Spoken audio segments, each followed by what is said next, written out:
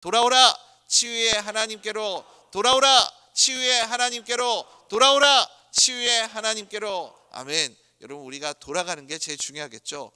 주님께 돌아가면 탕자가 돌아갈 때부터 하나님의 역사가, 아버지의 그 사랑하는 마음이 이 현실화되는 것처럼 우리도 주님께 돌아갈 때 예수님의 치유와 회복과 그리고 은혜의 역사가 우리 삶 가운데도 나타나게 될 줄 믿습니다. 우리 새생명 행복축제 구호도 외쳐봐야 되겠죠. 상처받은 영혼들을 예수님께로, 삶에 지친 영혼들을, 구원이 필요한 영혼들을.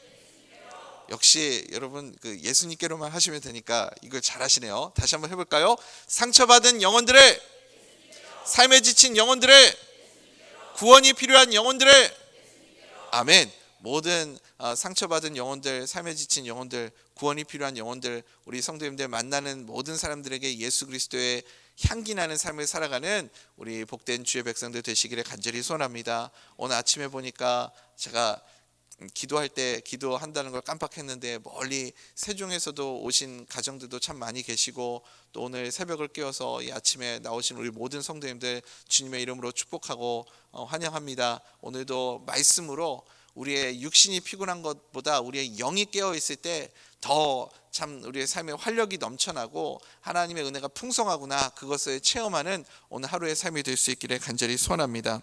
호세아 3장 말씀 어저께 우리가 함께 읽었는데 이필일 목사님이 지금 본문 헷갈리신 거 아닌가? 아닙니다. 호세아 3장의 말씀이 너무나도 중요하기 때문에 두 번 말씀을 같이 나누는 시간을 갖고 있습니다. 호세아 3장은 복음을 함축한 그런 5절밖에 안 되지만 예수님의 복음을 다 함축하고 있는 그런 구절이라고 말씀을 드렸죠. 이스라엘이 왜 하나님을 저버렸습니까? 왜 하나님을 저버렸는가? 너무나도 하찮은 것 하나 때문에, 건포도 과자 하나 때문에, 그것 때문에 하나님을 저버리게 되었다. 세상 사람들이 하나님을 저버리고 우상 숭배하고 그렇게 이 우상을 섬기고 하는 일들이 뭐 거창하고 대단하고 그런 일들 때문이 아니라고 말씀을 드렸습니다. 무엇 때문에 우리의 인생이 이렇게 무너지고 넘어지는가? 지극히 하찮은 것 하나 때문에. 그래서 우리의 인생이 그 작은 것 하나가 무너짐을 통해서 내 인생 전체가 이 죄악으로 넘어지고 무너지게 되는 것을 보게 됩니다. 죄는 언제나 그렇게 지극히 작은 하찮은 것 하나에서 시작된다. 우리가 그것을 기억해야 되겠죠. 이렇게 하찮은 것 하나를 하나님 앞에서 내가 가볍게 여기고 쉽게 여기고 저버리게 될 때 거기에서부터 내 인생 모든 것이 다 와르르 무너져 버리게 되는 것을 볼 수 있습니다. 그런데 하나님께서 또 반대로, 그러니까 하찮음이 참 우리에게 경계해야 할 것이기도 하지만 하찮음이 은혜가 되기도 합니다. 왜 은혜가 되느냐? 이렇게 하찮은 존재인 나를 하나님이 또 사랑해 주시기 때문에 그렇습니다. 사랑이 뭐라고 그랬죠? 언제나 더 사랑하는 쪽이 지게 되어 있고 더 사랑하는 쪽이 자존심 다 내려놓고 사랑하게 되어 있다, 그렇게 말씀드리지 않았습니까? 하나님의 자존심은 언제나 우리 앞에서 무너지는 거예요. 그렇지 않겠어요? 하나님은 우리를 너무나도 사랑하시는데 우리는 그 지극히 작은 것 하나를 하나님보다 더 사랑하니까 하나님이 그 하찮은 것을 더 사랑하는 우리의 모습을, 하나님보다 더 사랑하는 우리의 모습을 보시면서 얼마나 자존심 상하시겠습니까? 그런데 하나님은 언제나 우리를 위해서 늘 낭비하시는 사랑, 포기가 없으신 사랑, 다 쏟아붓는 사랑, 그런 사랑을 우리에게 보여주십니다. 그것이 하나님이 우리에게 보여주시는 참 사랑의 모습, 십자가의 희생의 사랑임을 여러분 기억하시기 바랍니다. 부모님의 사랑은 언제나 희생하는 사랑이고 아낌없이 다 쏟아부어주는 사랑 아닙니까? 제가 유학 시절에 참 많이 가난했는데 가난해서 먹고 싶은 것 뭐 마음껏 먹어본 적이 없어요. 배불리 먹고 싶으면 늘 가는 데가 어디 있냐면 중국 뷔페. 중국 뷔페도 거기가 이제 우리가 할 수 있는 최고의 사치였는데 아무 때나 못 가고 이렇게 그 뭐 생일날이나 무슨 기념일이나 그런 때나 한 번씩 이렇게 용기 내서 가보는 것이 그런 것이었거든요. 그 뭐 제가 장도 안 좋고 그래가지고 거기서 뭐 음식 먹으면 제 몸에 좋을 게 하나도 없는데 그런 때 아니면 뭐 제대로 기름진 음식을 먹어볼 수 있는 기회도 많지 않을 정도로 그렇게 참 긴축재정을 하면서 살아갔던 그런 시절에 딸내미한테는 아낌이 없었던 것 같아요. 그때도 딸내미가 뭐 한국보다야 미국이 과일이나 이런 게 좀 싸긴 하지만 과일 좋아하니까 우리 제 아내하고 저는 과일 뭐 입에 과일 입도 못 대보고 뭐 그래도 딸내미 입에 들어가는 건 아낌없이 그때도 그렇게 사다 주었던 것 같은 그런 기억이 듭니다. 그러니까 부모님의 사랑은 어떤 사랑이죠? 아낌없이 쏟아붓는 사랑, 낭비하는 사랑, 그것이 바로 하나님의 사랑이라는 거죠. 우리가 이렇게 하찮은 존재인데 하나님의 그 쏟아붓는 사랑 때문에 여러분 우리에게 이 구원의 감격의 은혜가 임하게 된 것 아닙니까? 하나님이 낭비가 없으신 하나님, 효율적인 하나님, 그런 하나님이시라면 여기 어느 누가 하나님의 사랑받을 자격 가진 사람이라고 당당하게 떳떳하게 말할 수 있겠습니까? 아무도 구원받을 자격이 없는 자들인데 하나님이 모든 자존심 다 내려놓고 다 쏟아부어서 나 하나를 건지기 위해서 십자가에 달려 방울방울 피 흘려 모든 것을 쏟아내시고 우리를 건져주셨음을 여러분 꼭 기억하시기 바랍니다. 양 99마리를 두고 잃어버린 그 한 마리를 찾기 위해 나 한 사람을 건져내시기 위해 모든 것을 쏟아부어 사랑해 주신 그 하나님의 사랑이 있었기에 내가 지금 오늘 여기 있다. 이것을 여러분 꼭 기억하시기 바랍니다.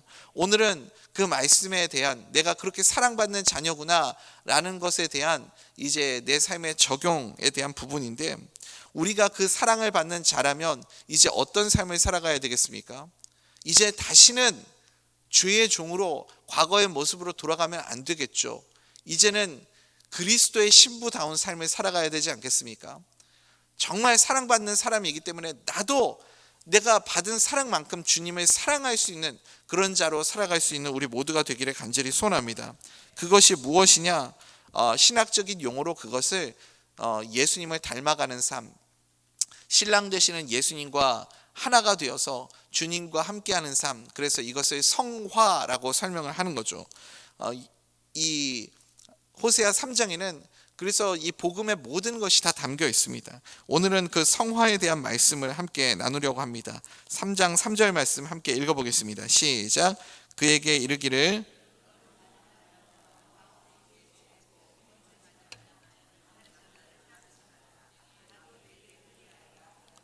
아멘.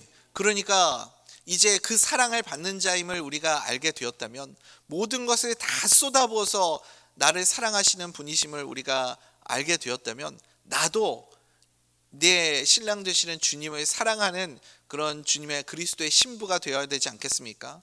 호세아가 고멜을 데려오기 위해서 자기의 모든 전 재산을 다 쏟아부어서 2절에서 은 15와 그리고 그것으로 감당이 안 되니까 보리 한 호멜 반과 모든 자기의 전 재산을 쏟아부어서 고멜을 데려오지 않습니까? 그게 쏟아붓는 하나님의 사랑이라는 거죠. 이제 그 사랑을 받았으니 3절 말씀처럼 나도 이제 주님을 떠나지 말고 주님을 사랑하는 자가 되어야 한다라는 것입니다.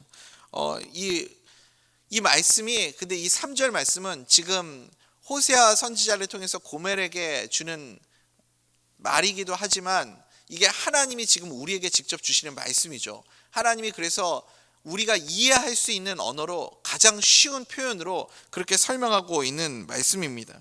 원래 하나님은 신실하신 하나님 아닙니까? 변하지 않는 하나님. 그러니까요, 이 하나님에게 제일 어울리지 않는 단어가 무엇이냐면 배신 이런 거예요.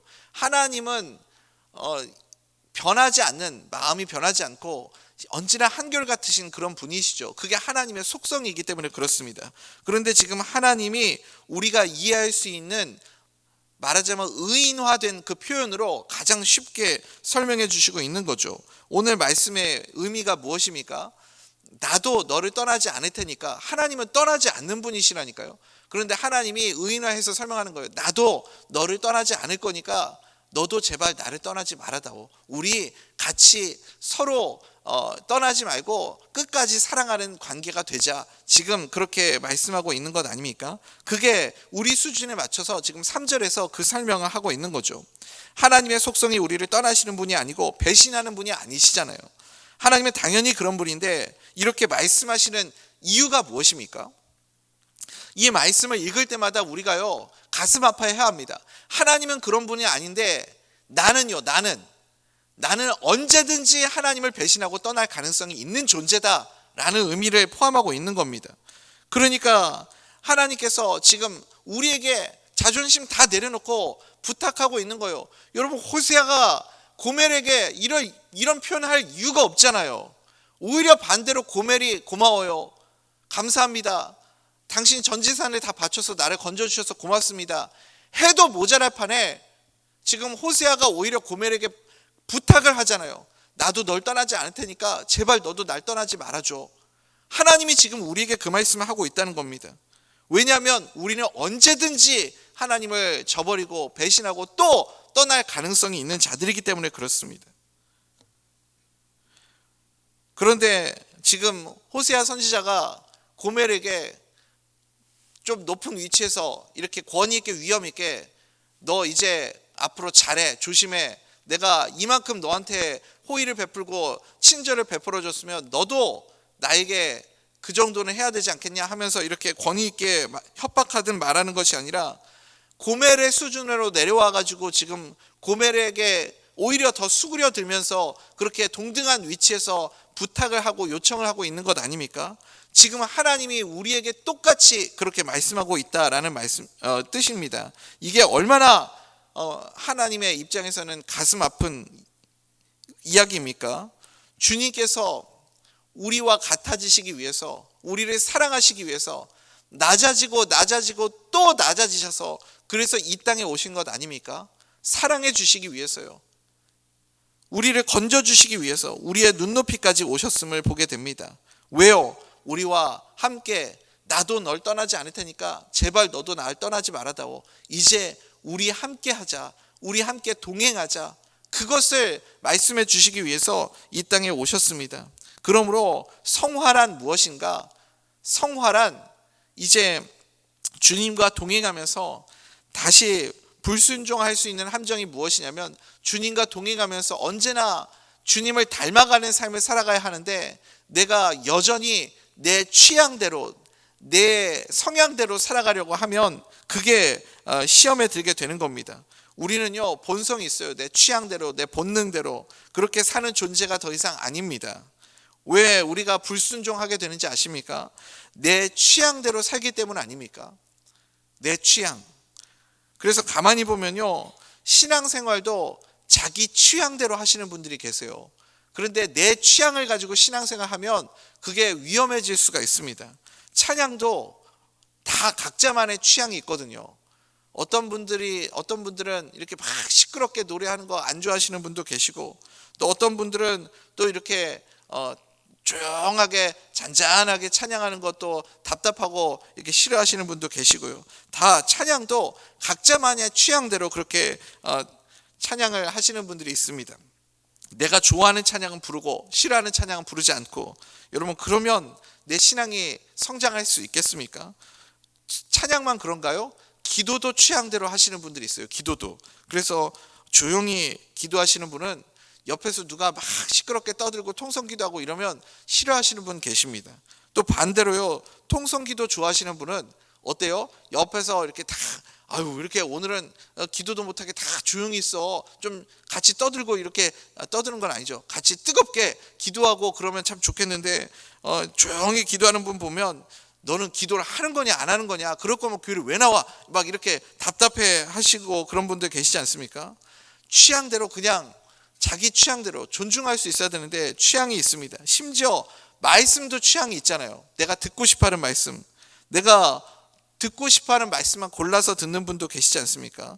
유튜브에서 내 정치적 성향이나 내 취향에 맞는 내가 듣고 싶어하는 말을 해주는 그 목사님의 설교만 찾아서 들으시는 분도 계시지 않습니까?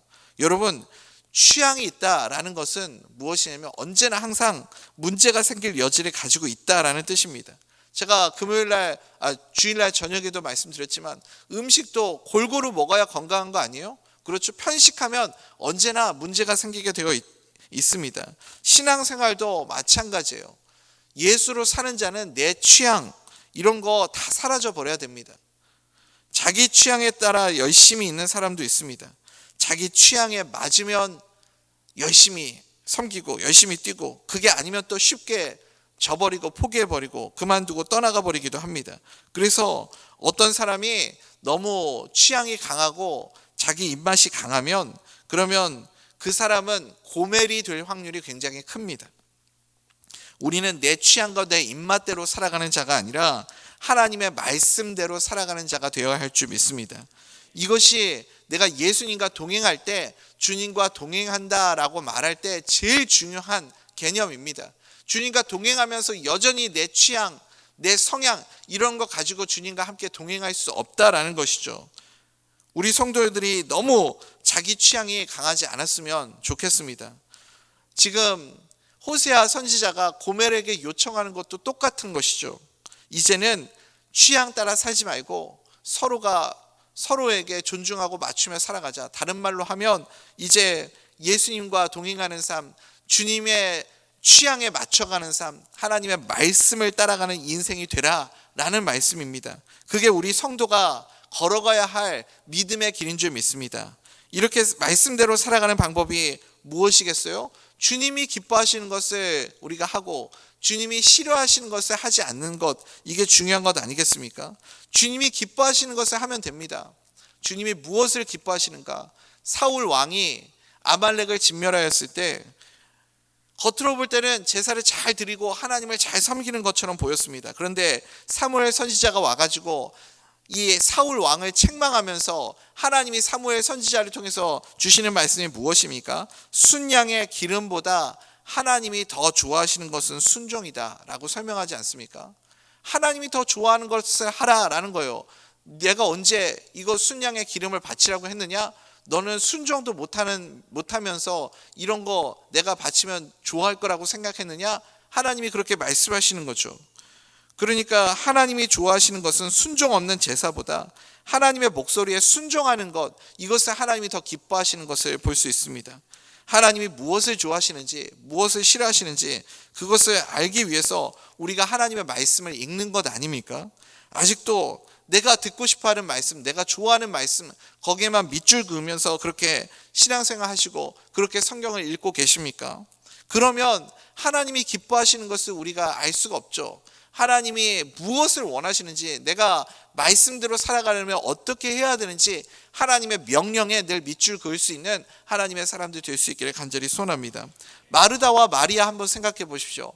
마르다는 늘 바빠요. 늘 열심히 있습니다. 늘 분주해요. 그런데 마리아는 뭘 잘했냐면 예수님이 뭘 좋아하시는지를 아는 거예요. 예수님이 무엇을 기뻐하시는지를 아는 겁니다. 예수님이 무엇을 기뻐하셨죠? 발치에 앉아서 말씀을 듣는 것. 예수님이 그것을 좋아하신다. 그걸 마리아만 알았습니다. 알면 주님이 기뻐해야 하는 일을 해야 되지 않겠습니까?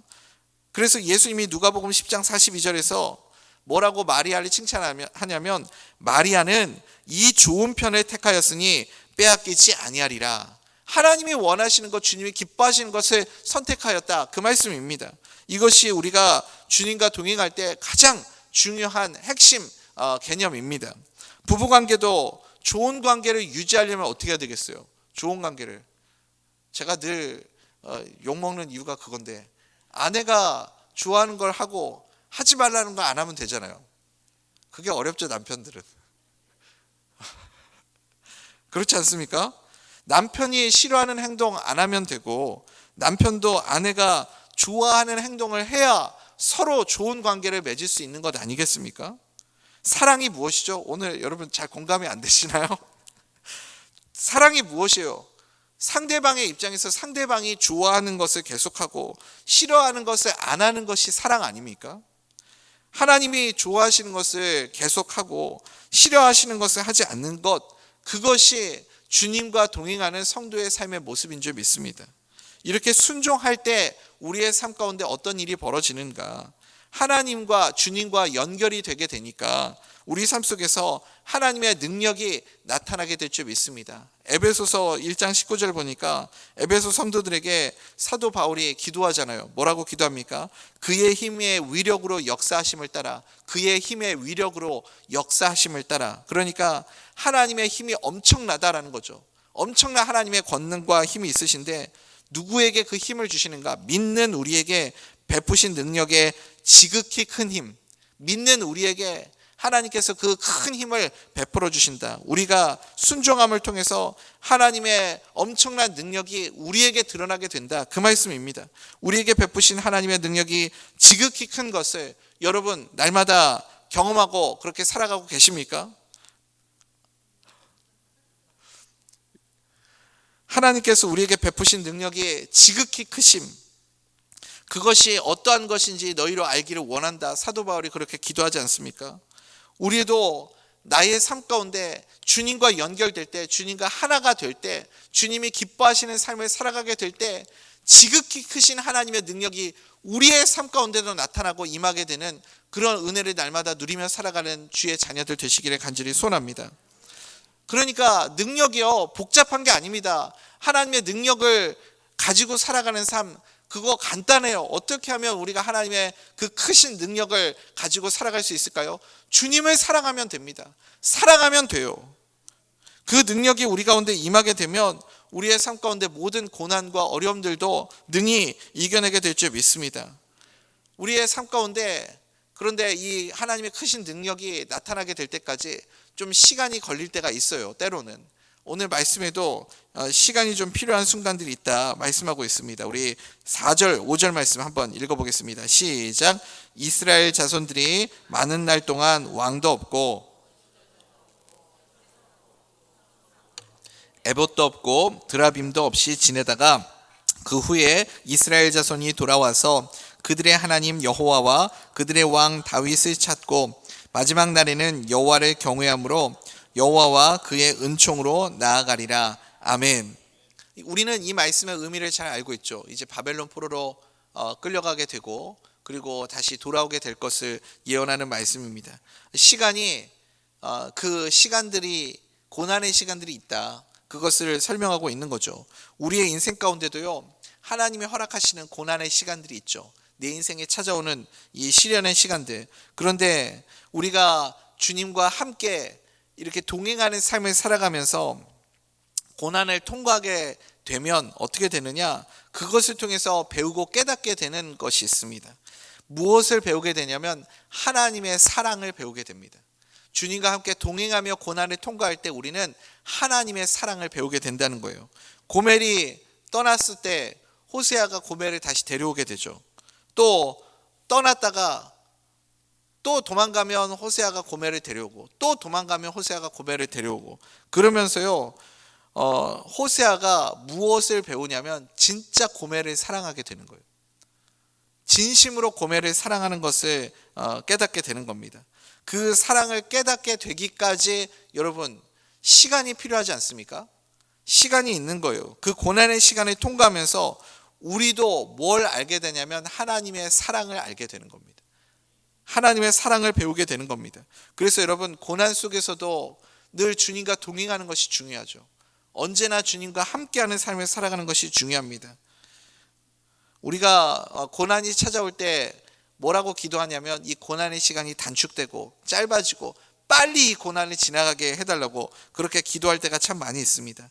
그런데 진짜 사랑을 하게 되면 고난의 시간 여전히 힘들죠. 그런데 그 사랑을 하게 되면 고난의 시간들을 통해서 하나님의 사랑을 배우기 때문에 그래서 그 고난이 끝나고 나면 우리가 더 하나님을 깊이 사랑하게 되는 것을 보게 됩니다. 깊이 사랑하는 관계가 되는 거죠. 우리가 그 고난의 과정들을 통해서 주님을 더 뜨겁게 사랑하고 열렬히 주님과 그 사랑하는 관계가 되기를 간절히 소원합니다. 그래서 주님께서는 늘 우리와 함께 계시기를 원하십니다. 기쁠 때도 슬플 때도 고난의 때에도 우리와 동행하기를 원하십니다. 사랑하는 우리 대전명석교 성도님들, 이제 말씀 맺겠습니다. 우리의 인생이 한 번밖에 없지 않습니까? 그래서 인생을 뭐라고 하죠? 일생이라고 하잖아요. 일생. 한 번밖에 없어서 일생입니다. 우리 인생이요 생각보다 길지 않습니다. 그렇게 한 번밖에 없는 우리 인생에 많은 사람들이 이야기를 합니다. 인생은 답이 없다. 정도가 없다. 그래서 우리가 한 번밖에 살지 못하는 인생인데 왜 나의 인생 가운데 하나님이 이렇게 답이 없는 인생을 살게 하시는지 아십니까? 왜 내 인생에 답이 없을까요? 하나님의 사랑을 배우라고요. 공감이 안 되십니까? 주님, 나는 인생의 길을 모르겠습니다. 제 아내가 어저께도 그런 얘기를 하더라고요. 인생을 돌이켜보면 다 얼떨결에 한 것 같대요. 자기는 결혼도 얼떨결에 한 것 같고, 대학도 얼떨결에 간 것 같고, 유학도 아무것도 모르니까 얼떨결에 간 것 같고, 심지어 애도 얼떨결에 난 것 같대요.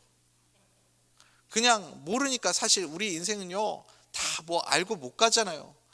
뭐 저만 그런가요? 우리 인생 모두가 다, 저도 그랬어요. 저도 얼떨결에 뭐 군대 간 것 같고, 얼떨결에 이렇게 뭔지 모르고 그렇게 다 살아가는 것 아니겠습니까?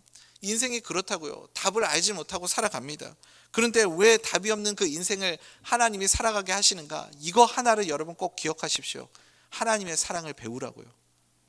그 시간들을 통해서 여러분 의미 없는 시간이 되는 것이 아니라, 내 인생 내가 헛살았다, 아유 나는 그냥 이 나이 될 때까지 나는 정말 이룬 것도 없고 도대체 내가 뭘 하고 살아간 거냐, 고생만 하고 아무것도 이룬 게 없다, 이룬 게 없는 게 아니라, 거기에서 우리가 무엇을 발견해야 되냐면, 한 번밖에 없는 우리 인생 가운데 하나님의 사랑만 깨달아도 우리는 엄청난 것을 배우게 된 자들임을 믿습니다. 하나님의 사랑을 배우십시오. 하나님의 사랑을 깨닫는 자 되십시오. 주님과 동행하면서 그 사랑을 우리가 날마다 배워가기를 간절히 소원합니다. 오늘도 또 이번 한 주간도 주님과 동행하며 그 주님의 깊은 사랑을 배우고 깨닫게 되는 한 주가 될 수 있기를 주님의 이름으로 간절히 소원합니다.